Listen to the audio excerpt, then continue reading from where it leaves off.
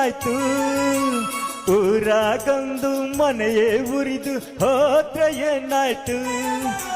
ಕಾಡ್ನಾಗೊಂದು ಮರವೇ ಒಣಗಿ ಬಿದ್ರೆ ಏನಾಯ್ತು ಊರಾಗೊಂದು ಮನೆಯೇ ಉರಿದು ಹೋದ್ರೆ ಏನಾಯ್ತು ಒಂದು ಹಳ್ಳಿ ನನ್ನ ಹೋಗೋ ಅಂದರೇನು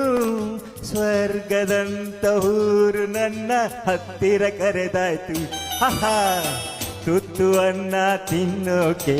ಬೊಗಸೆ ನೀರು ಕುಡಿಯೋಕೆ